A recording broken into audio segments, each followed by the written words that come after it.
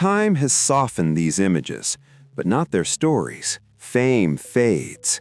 Whispers remain. Every frame hides something forgotten. This is Velvet Screen Secrets. Each day I bring you a new story about Hollywood's golden age and the stars who defined it. Ron Howard has always been that calm storm in the middle of Hollywood chaos, a director known for his steady hand, quiet respect, and patience that could outlast anyone on set. But the second someone asked him about the dark side of the world he grew up in, everything about him shifted. His voice dropped low, his stare turned cold, and what he said next left people completely stunned. He didn't sugarcoat a thing. You wouldn't believe what those legends did when the camera stopped. That so-called golden age of Hollywood? He said it was never golden, just a shiny mask covering up something rotten underneath. The glamour was fake. Behind the lights and fame was a twisted scene of silence, fear, and straight-up exploitation. Power ruled everything, and fame worked like armor for the worst people. Howard revealed that the same stars America worshipped were out here destroying lives in private, and nobody dared to say a word because the system protected its biggest names. But now, after all these years, Ron's done staying quiet. He's naming names and tearing the mask right off that era's so-called icons. And when he brought up Errol Flynn, calling him the devil hiding behind a charming smile, the whole room went silent. Before James Bond had his martinis or Jack Sparrow ruled the seas, there was Errol Flynn, the original Hollywood daredevil, wild, fearless, and dripping with that dangerous charm that made everyone stop and stare. On screen, he was the perfect hero, swords flashing, grin shining, always winning. But off camera, that's where the real story turned dark. Flynn didn't just walk through Hollywood, he stormed through it like he owned the place, running on ego, alcohol, and a wild need to test every limit in sight. Born in 1909 in Tasmania, he hit Hollywood in the 1930s and exploded into stardom after Captain Blood. Studios went crazy for him, plastering his face everywhere, building entire empires off his charm and that reckless smile. But behind that confident swagger was a man who believed rules were just suggestions. Everyone around him felt it, that untouchable energy that made him both magnetic and dangerous. By the early 1940s, the shine was cracking and his reputation was sinking fast in a flood of scandal. Flynn faced shocking accusations from multiple grown women who claimed he crossed serious lines.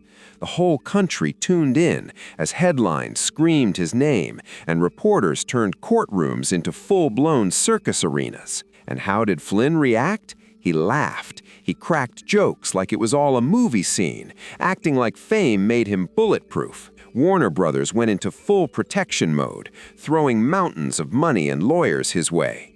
Fans packed the courthouse steps, shouting his name like he was some kind of hero. Behind closed doors, executives whispered, deals shifted, and witnesses suddenly vanished without warning. When the verdict finally came and Flynn walked free, Hollywood threw a celebration, but everyone on the inside knew that wasn't the end of the story. Years after the chaos had settled, a stash of private letters surfaced, and what they revealed about Errol Flynn was chilling. In those pages, Flynn bragged about his conquests and mocked the very people who once feared him. Ron Howard later admitted that reading those letters and digging into that infamous trial changed him forever. That's when I realized Hollywood could protect monsters if they smiled for the camera, he said, and that realization hit him like a punch to the gut.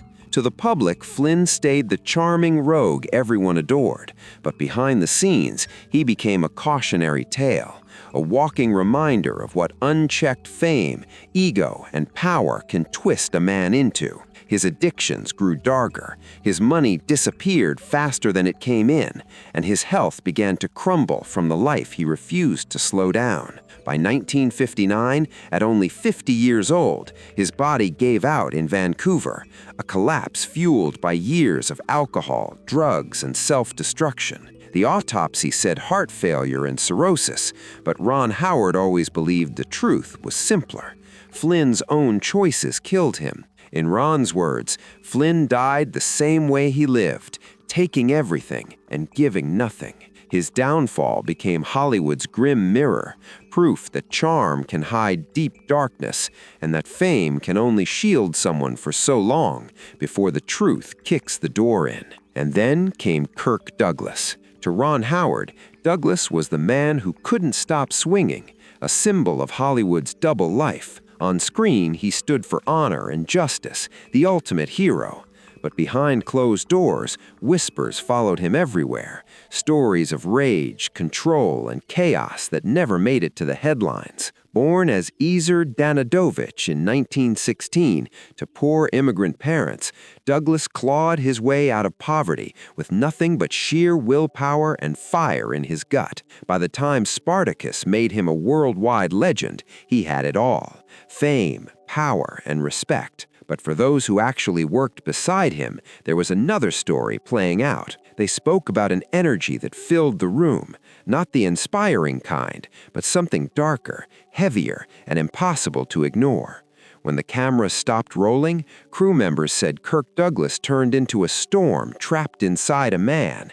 He was intense, unpredictable, and impossible to please, the kind of energy that made everyone on set hold their breath. People said his temper could change the mood of a room in seconds, and when he snapped, it left folks shaken for days. Actress Deborah Paget once said, she didn't just want to dominate a scene, she wanted to dominate everybody in it. That line hit Ron Howard hard, and he later admitted there's a kind of rage under that smile.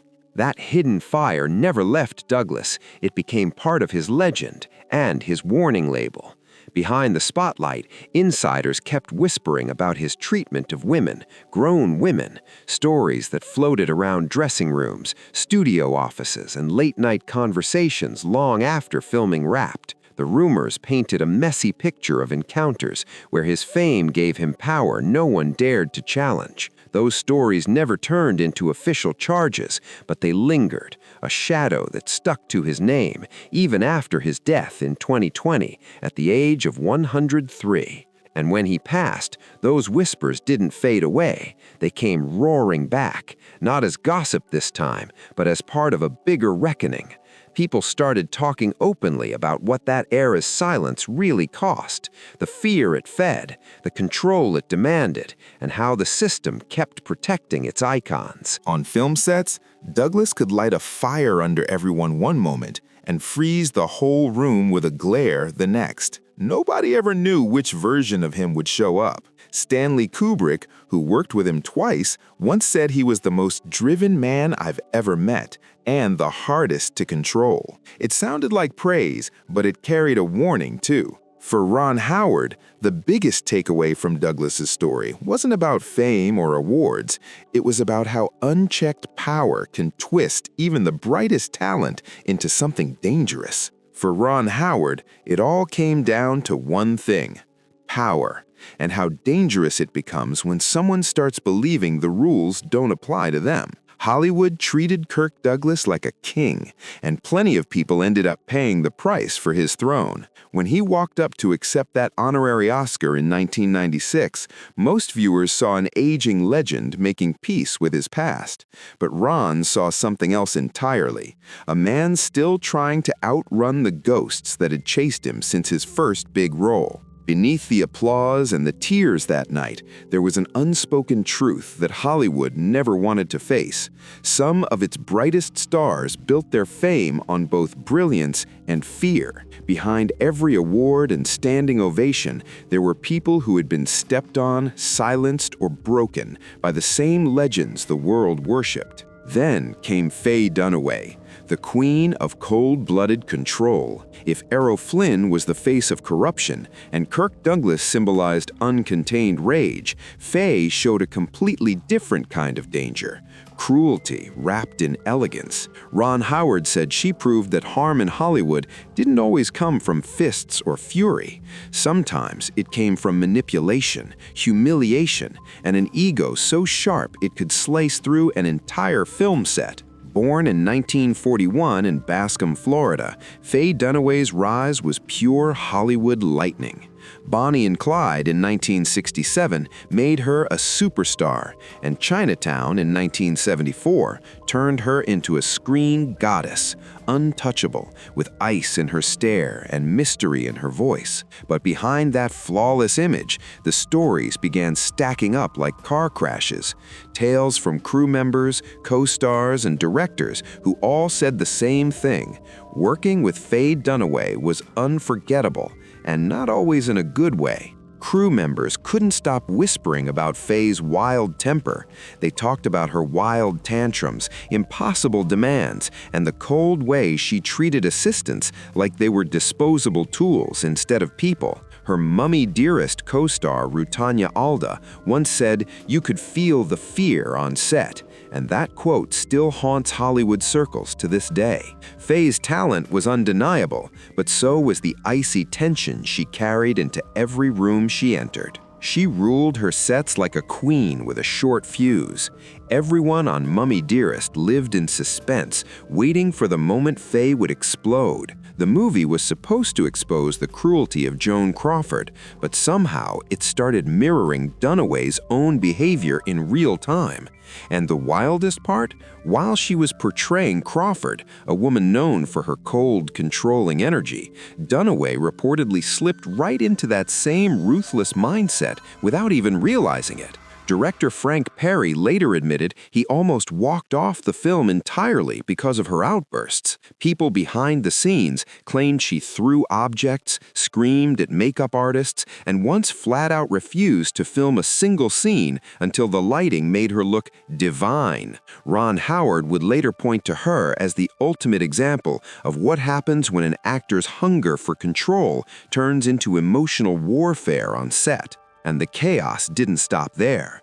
On The Wicked Lady, Dunaway allegedly slapped a cameraman, and in another meltdown, even spat on a crew member. During Don Juan DeMarco, insiders said she went after assistants so viciously that production shut down for a full day just so people could recover. Her own former manager, Jay Bernstein, once dropped the line that summed her up perfectly. Faye doesn't just play divas, she becomes them. To Ron Howard, she wasn't just another Hollywood story. She was a warning about what happens when talent and ego clash until there's nothing left but fear, control, and chaos. She becomes them. That line from Jay Bernstein stuck for a reason, because everyone in Hollywood knew exactly what he meant. By the 2000s, Faye Dunaway's reputation had finally outrun her talent. The calls stopped coming, the offers dried up, and directors flat out refused to work with her, calling her impossible to manage and way too unpredictable for any serious production. In 2011, things hit another low when she was fired from a Broadway revival of Tea at 5. Instead of taking any responsibility, she blamed everyone else, the producers, the crew, even the audience, anyone but herself. That moment became a symbol of how far she'd fallen from the top. When a journalist later asked Ron Howard about her legacy, his answer was calm but cutting. She chased perfection so hard, she forgot compassion. That one sentence hit harder than any tabloid headline because it was simple truth, spoken softly but slicing deep. Her downfall wasn't a big explosion, it was slow, quiet, and painful. The same woman who once ruled Hollywood ended up isolated, even avoiding screenings of her own films. To Ron, Faye Dunaway became the ultimate cautionary tale, the cost of cruelty in an industry that rewards ego until it turns deadly. People talk about power, Ron once said, but in Hollywood, power without grace turns to poison. That quote could have been carved right above every studio gate in Los Angeles, a warning no one ever really listens to. And then came John Wayne, the tyrant of the West. Few stars ever loomed larger over Hollywood than him. To millions, he was America, the fearless cowboy, the unbreakable soldier, the symbol of raw pride and toughness. But when Ron Howard, who grew up watching him on grainy black and white TV, finally learned what went on behind that rugged image, it shook him to his core. The man who played heroes on screen turned out to be a whole different story when the cameras stopped rolling. When I learned what he was really like, Ron Howard said, I stopped seeing the hero. I saw the bully wearing his country like a costume. That line alone shattered decades of Hollywood illusion. John Wayne, born Marion Morrison in 1907 in Iowa, didn't just climb the studio ladder. He built an empire on the image of unstoppable masculinity. By the 1950s, he wasn't just a movie star. He was an ideology, a living, breathing symbol of what America wanted to believe about itself. But behind that legendary swagger was a man who ruled by fear, not respect. He treated any disagreement like weakness and saw progress as flat-out betrayal. On set, Wayne commanded with a glare and a booming voice, barking orders and tearing down crew members who didn't meet his impossible standards. People stayed silent, terrified of standing up to him, and the Duke loved that control. Actor Christopher Mitchum once said, "When John Wayne, the Duke, got mad, the whole room turned ice cold. Like even the air was scared to move. You either agreed with him or you got pushed out. No second chances." To Ron Howard, that wasn't leadership at all. It was domination disguised as discipline. A fake version of strength that killed creativity instead of inspiring it. And Wayne's harshness didn't stop once the cameras turned off. People who worked beside him said he belittled women, mocked indigenous actors on Western sets, and shut down black performers who dared to challenge the racist stereotypes Hollywood kept feeding the public. Then his infamous 1971 Playboy interview resurfaced, and it hit like a cultural earthquake. In it, Wayne made shocking remarks about native lands, minority communities, and who he believed deserved America's future. Every line showed a man trapped in another time, his words dripping with arrogance and a worldview that refused to evolve. To Ron Howard, that interview revealed everything, the moment the myth of the cowboy cracked wide open. On the set of The Searchers, John Wayne went head-to-head with director John Ford, and the clash was explosive. The fight centered around Ethan Edwards, a violent, vengeful ex-Confederate soldier. Ford wanted to show the character's moral conflict, a man torn between hate and humanity. But Wayne, he wanted the audience to sympathize with him, even when the script made it clear that Ethan was doing horrible things. When the final cut hit theaters, Ford's vision stayed intact.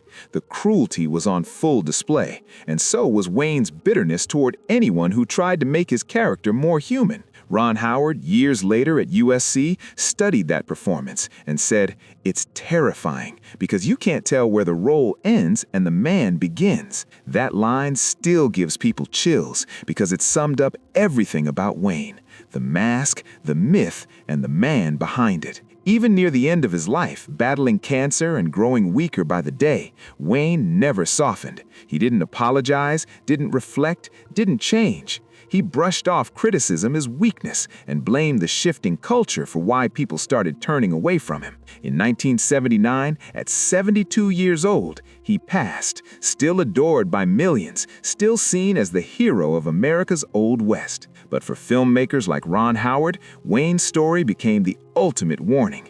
What happens when power and prejudice get tangled together? The myth lived on, but the man behind it, he never earned a legend. As Howard once said, the myth survived, but the man never did. And then came another figure whose story shook Ron to his core: Roman Polanski, the exile of shame. For Ron Howard, that name symbolized one brutal, undeniable truth: Hollywood's long, toxic habit of protecting talent even when the darkness was right there in plain sight. He once admitted he used to admire Polanski's work, the genius, the style, the storytelling, until he learned who the man really was. "I realized talent doesn't excuse a person. Sometimes it just hides them," Ron said. That single line exposed everything, the sickness Hollywood kept covering up for decades. That realization hit people like a punch to the gut, a revelation that ripped away Hollywood's favorite illusion. Roman Polanski's rise looked unstoppable at first. Born in Paris in 1933 to Polish parents, he survived the horrors of World War II, carrying a darkness that would later bleed straight into his films. His early works, Knife in the Water and Rosemary's Baby, turned him into a global sensation, the kind of director critics called a genius, a man who could twist paranoia and fear into pure cinematic gold. But what no one realized then was that the darkness in his movies wasn't fiction.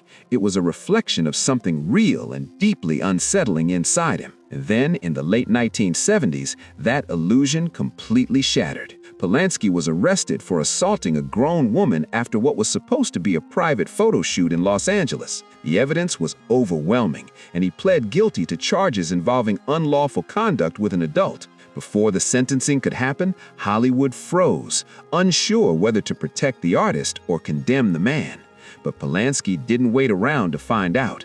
He made his own choice. He fled the United States before the judge could deliver his punishment, escaping across the ocean and never looking back. His story became one of the darkest stains in Hollywood's history, a brutal reminder that genius doesn't erase wrongdoing, and fame should never cover it up. Ron Howard studied that chapter closely and said, Polanski proved something chilling. Brilliance can exist right beside evil, and that's why you can't let talent blind you. Polanski eventually settled in France, knowing he couldn't be extradited, safe from facing the full consequences of his actions. That decision tore Hollywood in half. Some stars condemned him instantly, while others defended him with that same tired excuse, the tortured artist defense, as if creativity could somehow cancel out cruelty. To a young Ron Howard watching all this unfold, the reaction felt like betrayal, a deep, personal betrayal from the industry he had always loved. It showed him that Hollywood wasn't just a dream factory, it was a place where moral lines could vanish the second a name was big enough to protect them. They talked about art while a woman's life was shattered, Ron Howard said years later, his voice calm but full of disgust. To him, Roman Polanski's escape wasn't just a scandal, it was one of the darkest moral stains in Hollywood's entire history. And the craziest part? While Polanski ran from accountability, he kept making movies overseas. Huge movies, award-winning movies, as if nothing had ever happened. Then came 2003, and the moment that made Howard's stomach turn. The Pianist won an Oscar, and unbelievably, the entire Dolby Theater stood up, applauding a man who wasn't even allowed back in the United States because of what he'd done. Ron refused to stand. He sat still while the room exploded in cheers. "I thought of that woman," he said later, "and what that applause must have sounded like to her ears, even decades later." That silence from him that night said more than any speech could. The way Hollywood kept separating genius from guilt infuriated him to his core. To Ron, that applause was proof of how blind the industry could be when fame and art got in the way of justice. Then, in 2020, history finally started to shift. When Polanski won France's César Award, protesters stormed out of the ceremony in outrage. For Ron, that moment felt like justice showing up late, but finally showing up. It took the world more than 40 years to say what should have been obvious from the start, he said. A person doesn't stop being dangerous just because they know how to frame a perfect shot. That quote hit hard because it summed up everything Hollywood had ignored for decades. In a 2021 Vanity Fair interview, Ron didn't hold back. Hollywood protects the artist and abandons the harmed, and that's why the system keeps breaking. Polanski may still be living comfortably in Europe, technically out of reach, but his name now carries a shadow so heavy that no amount of awards or applause can ever wash it away. For Ron Howard, Roman Polanski came to represent everything that poisoned the so-called golden age of Hollywood, a machine designed to shield the powerful while burying the wounded. "Hollywood forgives anything," he once said bitterly, "as long as the lighting is good." That line summed up decades of quiet corruption and set the stage for another story that hit even closer to home. Mickey Rooney. the smile that lied. If Polanski symbolized Hollywood's hypocrisy, then Rooney embodied its most dangerous illusion, the belief that a charming grin could erase all the cruelty hiding behind it. Ron Howard had grown up watching Rooney's bright, cheerful musicals on late-night TV, and when he learned the truth, it shook him. He was the face of joy, Ron said, but behind that smile was misery, and worse, he spread it. Born Joseph Ewell Jr. in 1920, Rooney became Hollywood's first major young superstar, the kind of fame machine nobody had seen before. By the time he hit adulthood, he was one of America's highest-paid actors, with MGM building entire franchises around his upbeat boy-next-door image. He could sing, dance, and flash that million-dollar smile, selling the dream of innocence to an entire nation.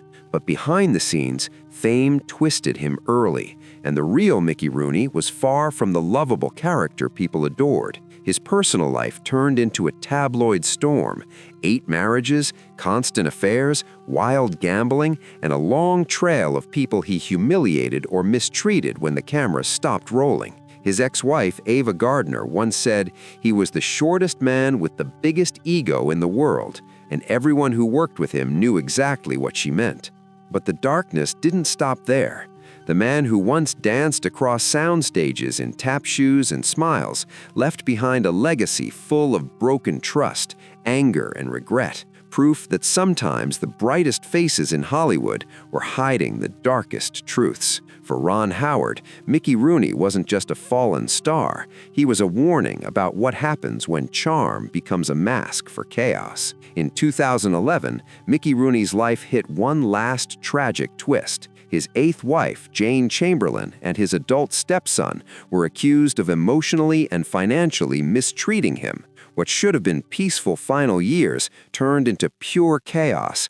Court filings, public fights, and heartbreak splashed across headlines. Ron Howard later said that Rooney's story exposed just how deep the cracks in old Hollywood really went, how the industry built perfect fantasies for the world, while the real lives behind the curtain were crumbling. Investigators found that they had drained Rooney's accounts, cutting him off from the few people who truly cared about him. But the truth ran deeper.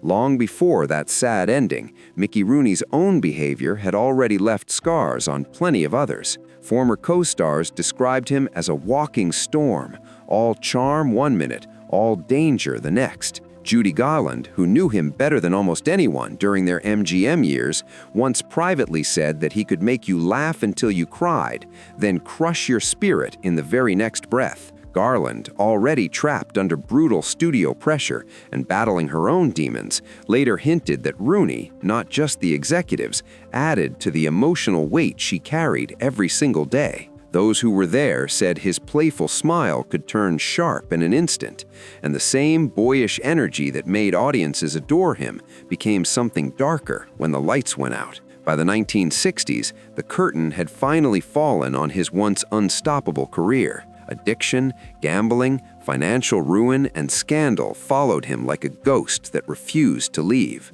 In a 1979 interview, trying to sound poetic, Rooney said, "I've lived 1,000 lives."